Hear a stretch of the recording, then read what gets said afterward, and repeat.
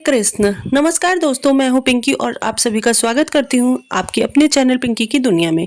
आप सब कैसे हैं? कमेंट बॉक्स में जय माता दी जरूर लिखिएगा।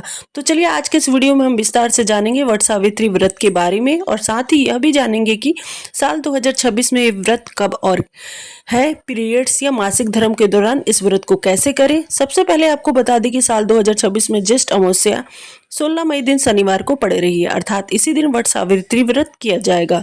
वहीं 17 मई दिन रविवार से मलमास का आरंभ हो जाएगा, यानी ज्येष्ठ मास में ही मलमास शुरू हो रहा है। अब बात करते हैं सबसे जरूरी सवाल की, अगर पीरियड चल रहा हो तो वट सावित्री व्रत कैसे करें।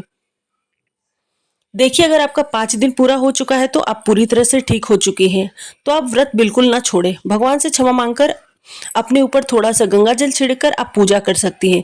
सामान्य नियम यह है कि 5 दिन बाद देवी की पूजा की जाती है, लेकिन अगर आप शुद्ध महसूस कर रही हैं तो पूजा कर सकती हैं। अगर आपका पीरियड 5 दिन से ज्यादा चल रहा है तो ऐसी स्थिति में आप पूजा नहीं करें, लेकिन व्रत रखना चाहे तो रख सकती हैं। अगर आपका पीरियड उसी दिन शुरू हो गया है तो आप व्रत जरूर रखना चाहिए, लेकिन पूजा नहीं करनी चाहिए। व्रत कभी नहीं छोड़ना चाहिए, खासकर अगर आप हर साल करती ही आ रही हैं।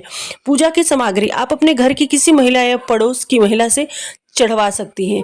वह जो प्रसाद या पंखा आदि लेकर आए आप वह अपने पति को दे सकती हैं। उनके चरण स्पर्श कर सकती है और तिलक लगा सकती है, लेकिन भगवान को स्पर्श ना करें। अब बात करते हैं अनियमित पीरियड्स की। अगर अचानक 15 दिन के अंदर ही पीरियड आ जाता है तो उस समय पूजा नहीं करनी चाहिए, लेकिन अगर 10, 15 या 20 दिन तक लगातार पीरियड चल रहा है तो यह किसी समस्या के कारण हो सकता है। ऐसे में 7 दिन के बाद आप पूजा कर सकती हैं। अब बाल धोने की बात करें तो वट सावित्री के दिन बाल नहीं धोना चाहिए।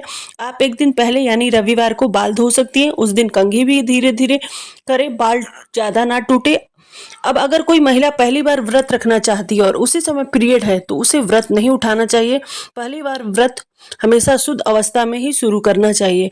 अब बात करते हैं श्रृंगार की। समान तौर पर पीरियड्स में श्रृंगार नहीं किया जाता है, लेकिन व्रत, त्योहार या शादी विवाह में यह नियम नहीं माना जाता है। आप सिंदूर लगा सकती है, श्रृंगार कर सकती है, इसमें कोई दिक्कत नहीं है, बस पूजा ना करें। अब अगर आप प्रेग्नेंट हैं तो पहली बार व्रत नहीं उठाना चाहिए, लेकिन अगर आप पहले से ही व्रत रखती आ रही हैं तो आप केवल पूजा ना करें, फेरे ना लगाएं। प्रेगनेंसी में फेरे लगाना सही नहीं माना जाता है। तो इस प्रकार आप अपनी स्थिति के अनुसार वट सावित्री व्रत को पूरा कर सकती है। अपने पति का सम्मान करें, उनके चरण स्पर्श करें, तिलक लगाए, जितना हो सके उतना आदर दें। अगर पंखा ना मिले तो क्या करें, उस पर भी मैं अलग से वीडियो लेकर आऊंगी। उम्मीद करती हूँ ये जानकारी आपके लिए बहुत उपयोगी रही होगी। वीडियो पसंद आए तो लाइक, शेयर और चैनल को सब्सक्राइब जरूर करिएगा। फिर मिलते हैं एक नए वीडियो में, तब तक लिए नमस्कार। स्वस्थ रहिए, सुरक्षित रहिए और खुश रहिए।